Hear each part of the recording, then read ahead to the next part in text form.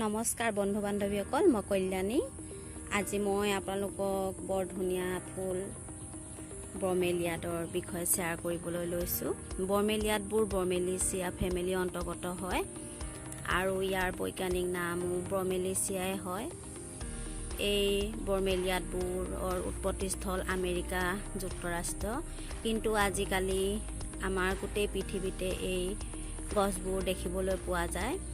এই ব্ৰমেলিয়াডবোৰ ফ্লাৱাৰিং প্লেণ্টে হয়, খুব ধুনীয়া ধুনীয়া ফুল ফুলে ইয়াত আৰু পাতৰ সৌন্দৰ্যৰ বাবেও মানুহে ইয়াক লগায়। ইয়াৰ প্ৰায় 3,500 প্ৰায় 4,000 মানে প্ৰজাতি ব্ৰমেলিয়াডৰ দেখিবলৈ পোৱা যায়। খুব ধুনীয়া ধুনীয়া বিভিন্ন জাতৰ সৰু ডাঙৰ ব্ৰমেলিয়াড আছে। মোৰ এতিয়া এই দুটা জাতৰে মই ইয়াত থৈছোঁ। মোৰ আৰু দুটামান আছে, মোৰ বেলেগ ফালে আছে, সেইবাবে মই আপোনালোকক এতিয়া এই দুজোপাই দেখাইছোঁ। খুব সহজতে আপোনালোকে লগাব পাৰিব আৰু যতন কৰিবলৈ একেবাৰে অসুবিধা নহয়। গোটেই আপোনালোকে বৰষুণতে ৰাখি দিব পাৰিব, খালি ঠাণ্ডা দিনৰ ৰ'দ পৰা ঠাইত ৰাখিব। বৰষুণতো ৰ'দ পৰা ঠাইত ৰাখি দিলে ভাল হয়। আগতে মই মোৰ ভিডিঅ'ত কৈছিলোঁ ওপৰৰ পৰা আপোনালোকে পানী নাঢালিব, কিন্তু সেইটো মই ভ্ৰান্ত বুলিয়ে ক'ব পাৰিম এতিয়া, যিহেতু মই বহুত দিন এক্সপেৰিমেণ্ট কৰি আছোঁ।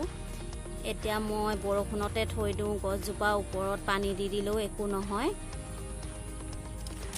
বৰঞ্চ ওপৰত দিলেহে মই ভাল হোৱা নিচিনা দেখোঁ। কিন্তু বেছি দিন আপোনালোকে পানীবোৰ জমা হৈ থাকিবলৈ নিদিব, এনেদৰে পানীবোৰ উলিয়াই দিব, তেতিয়া ভিতৰৰ এই কলিটো গেলি নাযাব।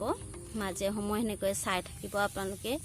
মাটি প্ৰস্তুতিৰ বাবেও আপোনালোকে বালি, কোকোপিট দিব পাৰিব, ভাৰ্মি কম্প'জ বা কম্প'জ এইবিলাক দিলেই হৈ গ'ল। অলপমান বালিও দিব। খুব সহজতে আপোনালোকে এই ব্ৰমেলিয়াডজোপা লগাব পাৰিব। মই আজি আপোনালোকক কেইটামান ভেৰাইটিৰ ব্ৰমেলিয়াড দেখুৱাম। মই ফটো সংগ্ৰহ কৰি ৰাখিছিলোঁ, সেইখিনিকে মই আজি আপোনালোকক দেখুৱাম। ভিডিঅ'টো ভাল লাগিলে লাইক কৰিব, শ্বেয়াৰ কৰিব আৰু কমেণ্টো কৰিব বুলি আশা ৰাখিছোঁ। প্ৰথমবাৰৰ ভিডিঅ' চাইছে যদি আপোনালোকে ছাবস্ক্ৰাইব বুটামটো টিপি দিব।